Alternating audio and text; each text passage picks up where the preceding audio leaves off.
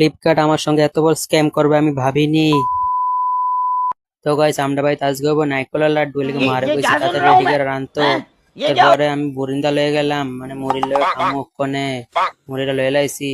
তো গাইস খাইতাছি ওখানে মানে মুড়িটা খাইতে ये সেই क्या पक সেই रहे हो লাগতেছে। मादरचोद। তাই আদি রান্ধা করে মা চা বয়তাছে তোর মা ভাল লাগে না। কইছি ইয়া করতো রাগ উঠছে একটা। তো এরপর দা মা আমার রাগ থেকে তাড়াতাড়ি রান্তাছে নাইকোল লাড্ডু বানাইবো।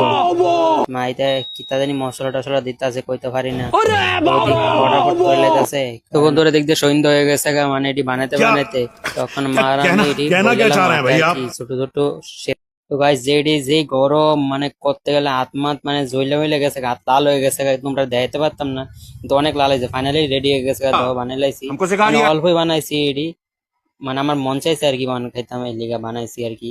অনেক কষ্ট হয়েছে গাইস এটি বলতে মানে কি কষ্ট চিনিতে বানাইছে না তাড়াতাড়ি মানে কি তখন তাড়াতাড়ি বইয়া জায়গা। এবার সেই করে লয়ে যাবো মানে ফ্যানের তলায় দেবো মানে পাখার তলায় দিলে মা কইছে শুকিয়ে যাবো তাড়াতাড়ি পাখার তলায় দিলাম। গাইস এটি শক্ত হয়ে যাবো তাড়াতাড়ি শুকিয়ে গেলে ঠিক আছে।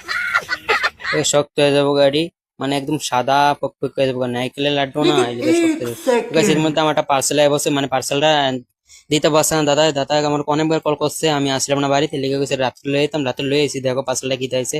গাইস পার্সেলটা এমন কিছু আনছি না গাইস এটা দেখো একটা মানে স্প্রের বোতল আর কি আনছি মানে ধরা বড়ার বোতল আছে না মানে মুভ আর কি এটা মুভ না মানে আরেকটা সিস্টেম আর কি ধ্যান লেগে আনছি মানে উম, অনেক গারমার ব্যথা হয়ে থাকে না এটা ধ্যান লেগে আনছি আর কি। তো অনেক সস্তাতেই পাইছি আমি অনেক ভালো এটা প্রোডাক্ট আর কি অনেক